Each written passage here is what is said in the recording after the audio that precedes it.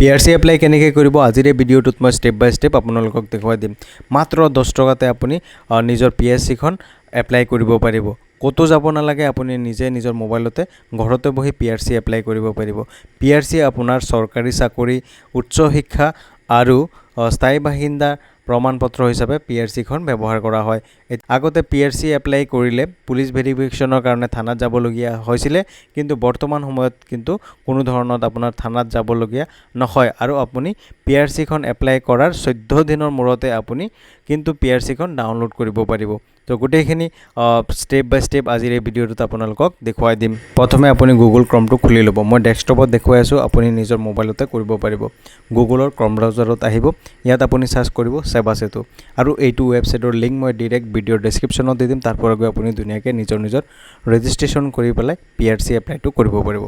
এনেকৈ চাৰ্চ কৰি দিয়াৰ লগে লগে আপোনাৰ আগত এনেকুৱা এটা পেজ খোল খাব। ঠিক আছে, আপুনি ৰাইট সাইড কৰ্নাৰত আপুনি দেখা পাইছে ইয়াত লগইনৰ এটা অপশ্যন আছে। ইয়াত আপুনি দেখা পাইছে চিটিজেনৰ এটা অপশ্যন আহি আছে। ইয়াত আপুনি চিটিজেনত ক্লিক কৰি দিব।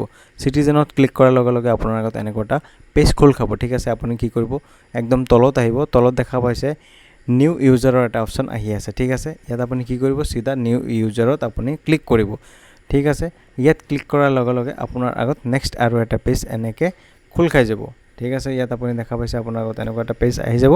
ইয়াত আপুনি কি কৰিব, প্ৰথমত আপোনাৰ মোবাইল নাম্বাৰটো দিব। ঠিক আছে, ইয়াত মোবাইল নাম্বাৰ বিচাৰি আছে।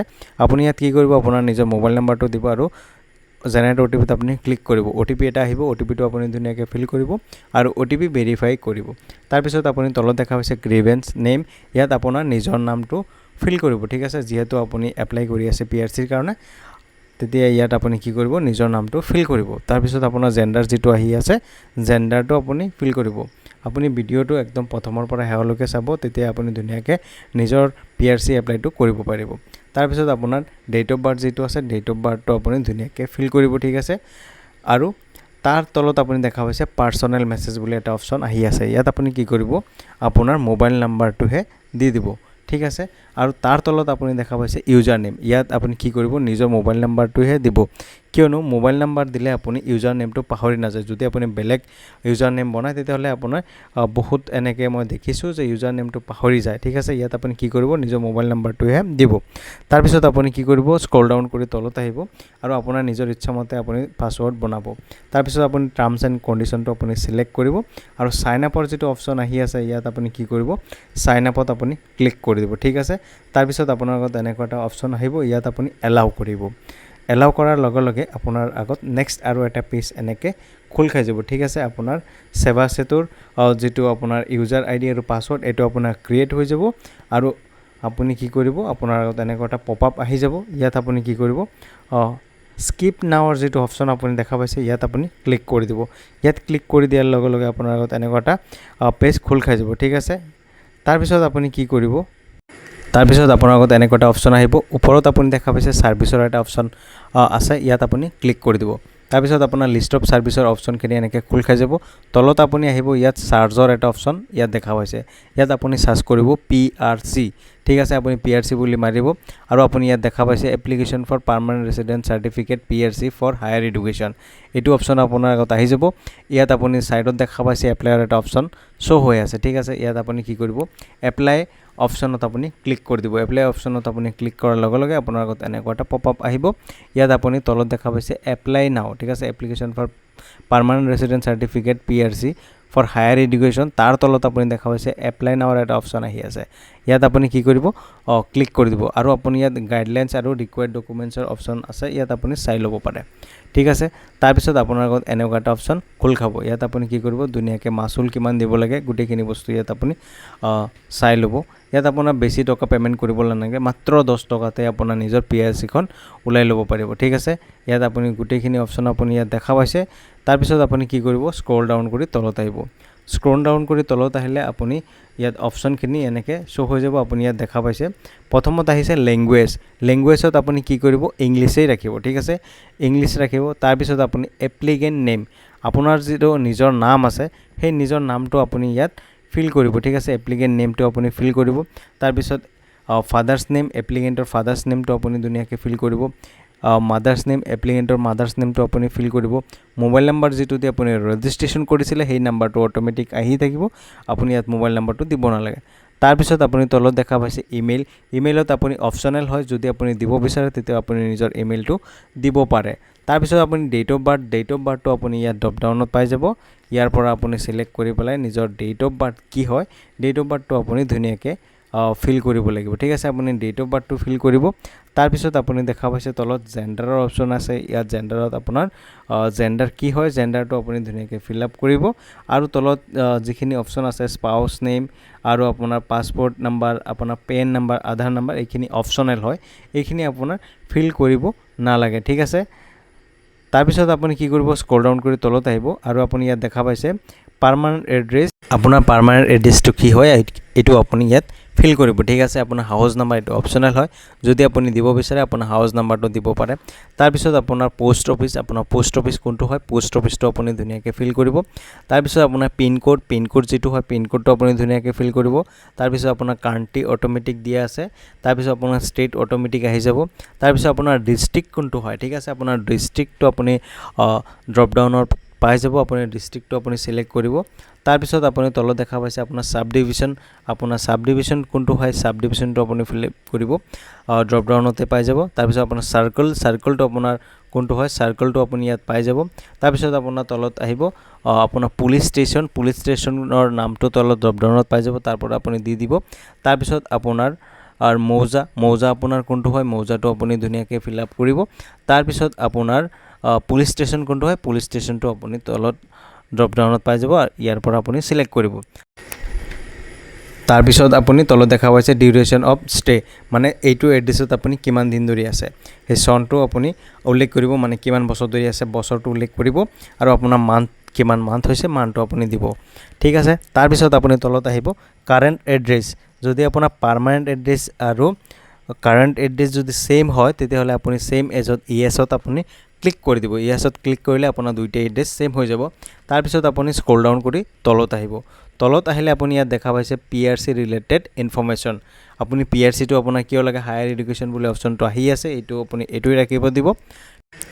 তাৰপিছত আপুনি লাষ্ট কোনটো কলেজ বা আপুনি স্কুলত পঢ়িছে সেই স্কুল বা কলেজৰ নামটো আপুনি লিখিব।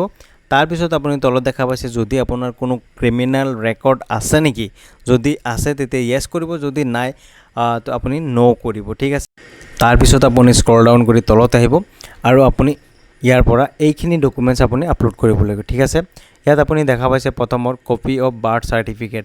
আপোনাৰ PRC এপ্লাই কৰিবলৈ হ'লে বাৰ্থ চাৰ্টিফিকেট মাষ্ট বি আপোনাৰ লাগিবই। ঠিক আছে, আপুনি বাৰ্থ চাৰ্টিফিকেটটো আপলোড কৰিবই লাগিব। ঠিক আছে, ইয়াত আপুনি বাৰ্থ চাৰ্টিফিকেটটো চিলেক্ট কৰিব। তাৰপিছত তলত আপুনি দেখা হৈছে upload of address proof documents. ঠিক আছে, আপোনাৰ এড্ৰেছ প্ৰুফৰ কাৰণে এটা ডকুমেণ্টছ আপুনি আপলোড কৰিব লাগিব। ইয়াত মই আধাৰ কাৰ্ডটো আপলোড কৰিম, ইয়াত আধাৰ কাৰ্ডৰ অপশ্যনটো চিলেক্ট কৰি ল'লোঁ। ঠিক আছে, তাৰপিছত ইয়াত আপোনাৰ দেখুৱাইছে যে আপোনাৰ ফেমিলি মেম্বাৰ 50 বছৰ ধৰি ইয়াত আছে যে তাৰ এটা ডকুমেণ্টছ আপলোড কৰিব লাগিব, মিনিমাম 50 বছৰ, আৰু আপোনাৰ পেৰেণ্টছ আপোনাৰ মা দেউতাক 20 বছৰ ধৰি যে এই অসমত আছে, অসমৰ এটা ডকুমেণ্টছ আপলোড কৰিব লাগে। ঠিক আছে, ইয়াত দুটা অপশ্যন আছে, আপুনি যিটো অপশ্যন চিলেক্ট কৰে সেই ডকুমেণ্টছটো আপুনি আপলোড কৰিব। ঠিক আছে, যদি আপুনি 50 বছৰৰ অপশ্যনটো চিলেক্ট কৰে তেতিয়াহ'লে ইয়াত আপুনি চাৰ্টিফাই কপিটো দিব পাৰে, ভোটাৰ চাৰ্টিফাই যিটো আছে 1965 এইটো আপুনি আপলোড কৰিব পাৰে। যদি আপুনি তাৰ জেগাত আপুনি NRC লিগেচি ডাটা যিটো আছে এইটো আপলোড কৰিব পাৰে। আৰু যদি আপুনি 20 ইয়াৰ্ছৰ অপশ্যনটো চিলেক্ট কৰে তেতিয়াহ'লে আপুনি ইয়াত খাজনা ৰচিদটো আপলোড কৰিব পাৰে। তাৰ তলত আহিব, তলত অহাৰ পিছত ইয়াত আপুনি কি কৰিব, আপোনাৰ প্ৰপাৰ্টি যিটো ৰেকৰ্ড আছে তাৰ আপোনাৰ খাজনা ৰচিদ বা আপোনাৰ টেক্সৰ যিটো ৰিচিপ্ট আছে এই ৰিচিপ্টটো ইয়াত আপুনি আপলোড কৰিব। তাৰপিছত আপুনি তলত আহিব, ইয়াত আপুনি দেখা পাইছে চাৰ্টিফাই কপি ভোটাৰ লিষ্টৰ যিটো চাৰ্টিফাই কপি আছে সেই এটা চাৰ্টিফাই কপি আপুনি ইয়াত আপলোড কৰি দিব। ইয়াত আপুনি 1965টো আপলোড কৰিব পাৰে। তাৰপিছত আপুনি তলত আহিব, ইয়াত আপোনাৰ এটা ফটো আপলোড কৰিব লাগিব। এই ফটোটো আপুনি ইয়াত আপোনাৰ নিজৰ এটা passport size photo, recent photo এটা আপলোড কৰিব। তাৰপিছত আপুনি তলত আহিব, তলত অহাৰ পিছত 1965ৰ যিটো আপোনাৰ লিগেচি ডাটা আছে সেই লিগেচি ডাটাটো আপুনি আপলোড কৰি দিব। তাৰপিছত আপুনি তলত দেখা পাইছে এমপ্লয়মেণ্ট এক্সচেঞ্জৰ যদি আপোনাৰ চাৰ্টিফিকেটটো আছে তেতিয়াহ'লে ইয়াত আপুনি আপলোড কৰিব পাৰে, নহ'লে আপুনি আপলোড নকৰিলেও চলিব। তাৰপিছত আপুনি তলত আহিব copy of PRC any family member যদি আপোনাৰ পৰিয়ালৰ কোনোবাৰ যদি PRC আছে তেতিয়াহ'লে আপুনি ইয়াত PRCটো আপলোড কৰিব পাৰে ঠিক আছে। তাৰপিছত আপুনি কি কৰিব, এইখিনি ডকুমেণ্টছ আপুনি এটা এটাকৈ ধুনীয়াকৈ আপলোড কৰিব। আপুনি ভালকৈ চাই ল'ব ডকুমেণ্টছখিনি আৰু এবাৰ ভালকৈ ভেৰিফাই কৰি ল'ব যে আপুনি ঠিক ডকুমেণ্টছ আপলোড কৰিছে। ডকুমেণ্টছ আপলোড হোৱাৰ পিছত আপুনি তলত আহিব ছেভ এণ্ড নেক্সটৰ অপশ্যনত আপুনি ক্লিক কৰিব। আপুনি আৰ ইউ চিয়ৰত আপুনি য়েছত ক্লিক কৰিব।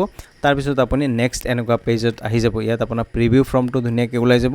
এবাৰ আপুনি ধুনীয়াকৈ চাই ল'ব যে আপোনাৰ ফিল কৰা ডকুমেণ্টছৰ ডিটেইলছখিনি ঠিকে থাকে আপুনি ফিল কৰিছে নে নাই ঠিক আছে। আপুনি কি কৰিব, স্ক্ৰল ডাউন কৰি তলত আহিব আৰু আপুনি মেক পে'মেণ্টৰ অপশ্যনটো এনেকৈ আহি আছে, ইয়াত আপুনি ক্লিক কৰি দিব ঠিক আছে। ইয়াত আপুনি দেখা পাইছে কনভাৰ্চেশ্যন চাৰ্জ অনলি 10 টকা। ইয়াত আপুনি অনলি 10 টকা পে'মেণ্ট কৰিয়ে আপুনি PRCখন ওলাব পাৰিব ঠিক আছে। আপুনি কণ্টিনিউ কৰিব। তাৰপিছত আপুনি পে'মেণ্ট অপশ্যনটো এনেকৈ খোল খাই যাব। আপুনি পে'মেণ্ট অপশ্যনটো পে'মেণ্ট গেটৱেটো ছিলেক্ট কৰিব। প্ৰথমৰ বন্ধন বেংকটো মই ছিলেক্ট কৰিলোঁ। তাৰপিছত আপুনি আই এগ্ৰি ছিলেক্ট কৰিব আৰু প্ৰচিড ফৰ পে'মেণ্টত আপুনি ক্লিক কৰি দিব। তাৰপিছত পপ আপ আহিব, ইয়াত আপুনি কি কৰিব, অ'কেত ক্লিক কৰিব। তাৰপিছত আপোনাৰ পে'মেণ্টৰ পেজটো এনেকৈ খোল খাই যাব ঠিক আছে। ইয়াত আপুনি কি কৰিব, আপুনি টাৰ্মছ এণ্ড কণ্ডিশ্যনটো আপুনি ছিলেক্ট কৰিব আৰু পে' উইথ পে'মেণ্ট গেটৱেত অপশ্যনত আপুনি ক্লিক কৰি দিব। ইয়াত আপুনি ক্লিক কৰাৰ লগে লগে আপোনাৰ নেক্সট পেজটো এনেকৈ খোল খাই যাব। ইয়াত আপোনাৰ এটা QR কোড জেনেৰেট হ'ব। ইয়াত আপুনি কি কৰিব লাগিব, পে'মেণ্ট কৰিব লাগিব ঠিক আছে। ইয়াত আপুনি 10 টকাটো আপুনি ধুনীয়াকৈ পে'মেণ্ট কৰি দিব। আপোনাৰ পে'মেণ্টটো ছাকচেছফুলি হোৱাৰ লগে লগে আপোনাৰ আগত এনেকুৱা পেজ এটা খোল খাই যাব। ইয়াত আপুনি দেখা পাইছে আপোনাৰ একনলেজমেণ্ট যিটো আছে নাম্বাৰটো এনেকৈ ওলাই যাব। আপোনাৰ নাম, আপোনাৰ ডিটেইলছখিনি ওলাই যাব আৰু ইয়াত আপুনি ছাইডত দেখা পাইছে 14 দিনৰ ভিতৰত আপোনাৰ এই কামটো কৰি দিয়া হ'ব। মানে আপোনাৰ PRCৰ এপ্লাই যে কৰিছে এই PRCটো ডেলিভাৰ্ড 14 দিনৰ ভিতৰত আপুনি পাই যাব। যদি আপোনাৰ ডকুমেণ্টছৰ কোনো প্ৰব্লেম নাথাকে, যদি ধুনীয়াকৈ আপুনি ডকুমেণ্টছখিনি আপলোড কৰি থাকে আৰু প্ৰপাৰলি ডকুমেণ্টছখিনি দিয়াৰ থাকে, তেতিয়াহ'লে আপোনাৰ কিন্তু PRCখন ধুনীয়াকৈ হৈ যাব। তাৰপিছত আপুনি স্ক্ৰল ডাউন কৰি তলত আহিব আৰু প্ৰিণ্ট একনলেজমেণ্ট অপশ্যনত আপুনি ক্লিক কৰি পেলাই আপুনি একনলেজমেণ্টখন ডাউনলোড কৰি ৰাখি দিব বা স্ক্ৰীনশ্বট মাৰি ৰাখি দিব, কিয়নো পৰৱৰ্তী সময়ত এই একনলেজমেণ্ট নাম্বাৰটো লাগিব। যদি ভিডিঅ'টো আপোনালোকৰ কাৰণে হেল্পফুল হয় তেতিয়াহ'লে এটা লাইক, কমেণ্ট, শ্বেয়াৰ আৰু ছাবস্ক্ৰাইব কৰিবলৈ নাপাহৰিব।